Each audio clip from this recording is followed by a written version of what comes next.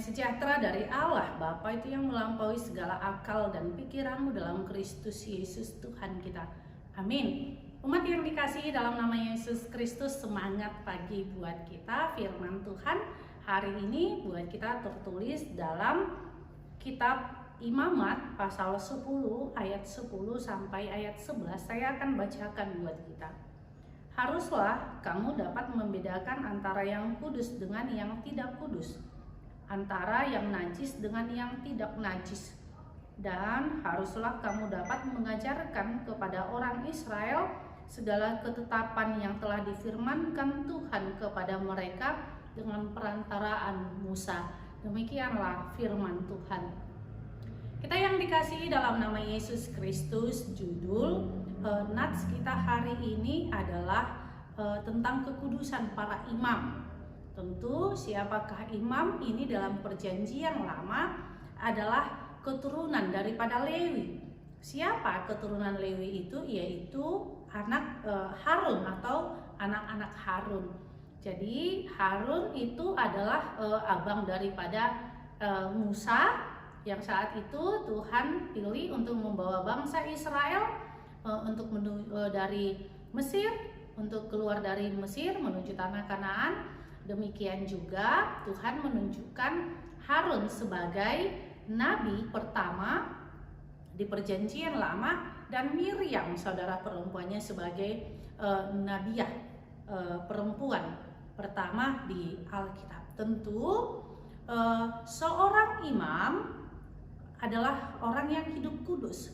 Pada saat itu latar belakang daripada nats ini, Allah menghukum anak-anak daripada Harun karena ketika dalam ibadah anak-anak Harun yang seharusnya sudah dipersiapkan untuk mengganti daripada Harun sendiri, mereka bermabuk-mabukan di tempat ibadah. Oleh karena itu Allah memberikan perintahnya kepada Harun.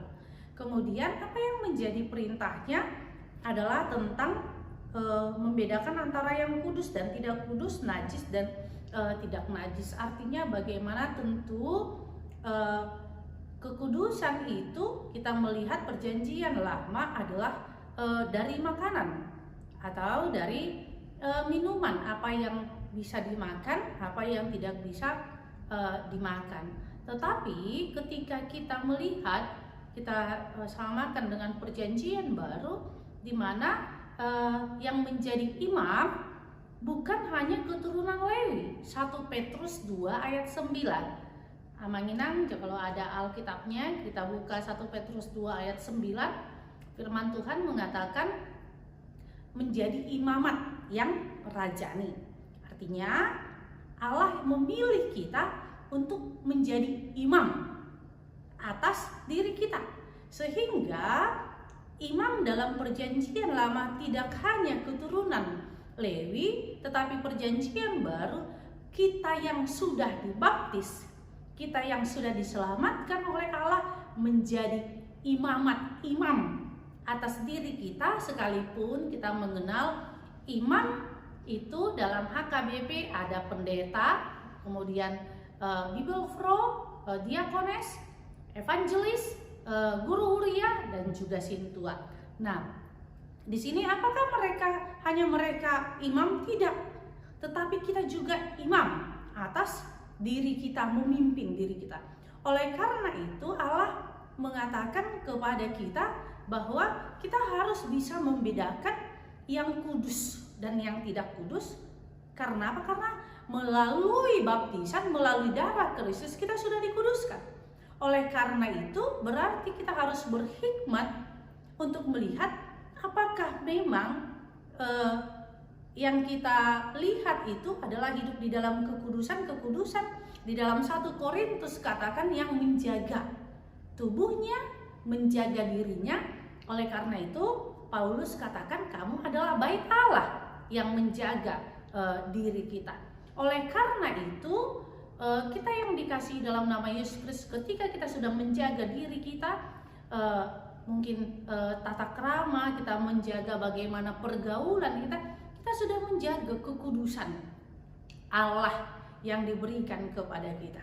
Kemudian disitulah kita diajarkan bagaimana juga berkata-kata. Artinya ini kan latar belakangnya di bait Allah. Bagaimana kita menempatkan diri kita berkata-kata di bait Allah dan berkata-kata di tempat atau di pasar. Nah, jangan disamakan di pasar berkata-kata dengan di tempat bait Allah. Oleh karena itu adalah firman Tuhan katakan bukan yang masuk ke dalam tubuhmu yang haram atau yang najis, tetapi yang keluar dari tubuhmu. Bisa saja perkataan yang tidak kudus, perkataan yang kotor itu menjadi najis. Oleh karena itu, ketika kita melihat padanan perjanjian lama dan perjanjian baru itu tentang halal dan haram, tentang kudus dan tidak kudus, tentang najis dan tidak najis, adalah bagaimana kita menjaga pergaulan, menjaga tata krama, menjaga bagaimana hubungan kita terhadap orang lain. Oleh karena itu, mari kita menjaga kekudusan kita. Karena apa? Karena Roh Allah ada dalam diri kita. Kita menjaga rumah kita. Rumah kita itu adalah bait Allah dan terlebih gereja. Artinya ketika dalam sebuah persekutuan mampu menempatkan kata-kata yang menguatkan, bukan kata-kata untuk menghakimi. Amin. Kita bersatu dalam doa. Terima kasih Tuhan Yesus buat anugerah-Mu, buat cinta kasih-Mu. Ajarkan kami Tuhan untuk selalu menjaga etika kami dalam hal berkata-kata, dalam hal pergaulan, dan juga Tuhan dalam setiap persekutuan kami. Biarlah itu semua untuk kemuliaan nama-Mu. Dalam nama Yesus Kristus kami berdoa padamu. Amin. Anugerah Tuhan kita Yesus Kristus dan kasih Allah dan persekutuan Roh Kudus itulah yang menyertai kita. Amin.